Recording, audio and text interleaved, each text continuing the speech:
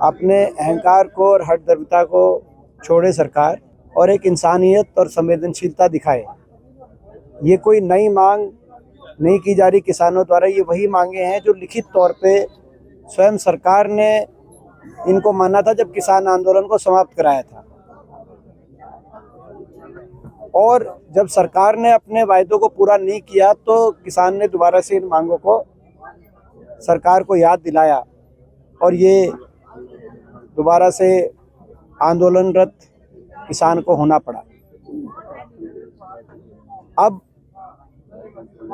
संसद की स्थायी कमेटी, स्टैंडिंग कमेटी के माध्यम से भी, जिसके चेयरमैन सरदार चरणजीत सिंह जी चन्नी हैं, स्थायी कमेटी की भी रिकमेंडेशन आ गई, कृषि संबंधित स्थायी कमेटी की, जिसमें कहा गया है कि एमएसपी की लीगल गारंटी किसान को अधिकार के रूप में देनी चाहिए सरकार को। सर्वसम्मति से वो रिपोर्ट आई है। तो एक और वो है, दूसरी तो सुप्रीम कोर्ट, इस पूरी पे सुप्रीम कोर्ट की मॉनिटर्ड कार्रवाई चल रही है। तो मैं आज हम लोग सब मिलके सरकार से यही अपील करना चाहते हैं कि अविलंब सरकार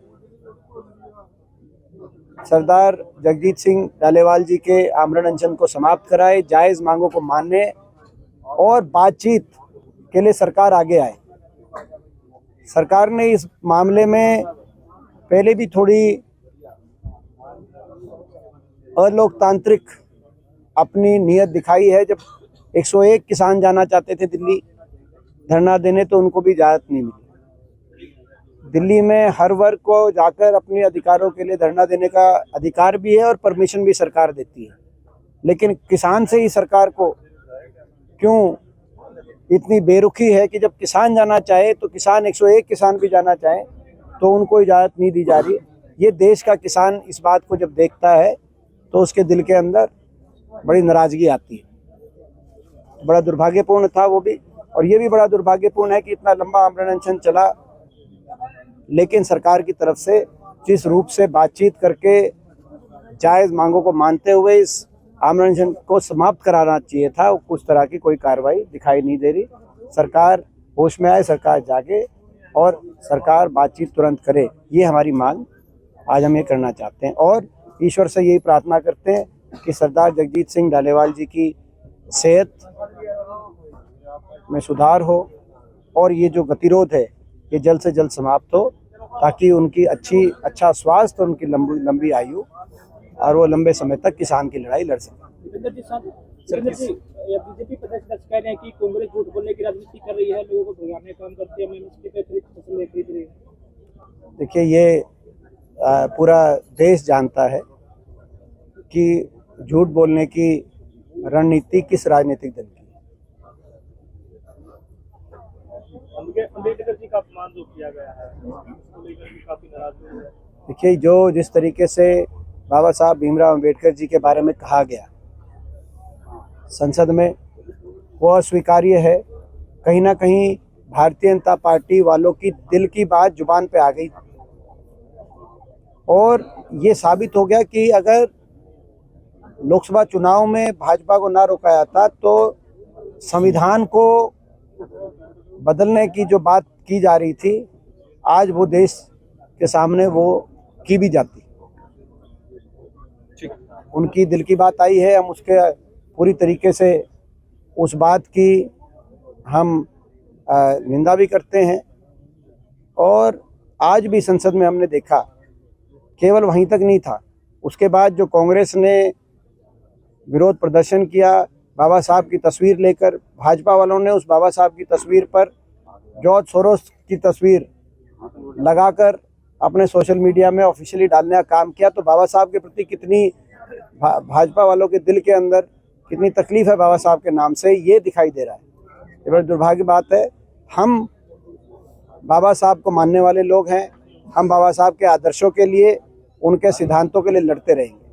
24वां दिन है आमरण अनशन का, लगातार हर दिन बढ़ता जा रहा है, तबीयत खराब होती जा रही है, तो भाजपा किस बात का इंतजार कर रही है? क्या एक किसान की कुर्बानी मांगना चाहती है भाजपा? लंबा समय हो गया। बड़े दुर्भाग्य की बात है कि इतना लंबा समय हो गया।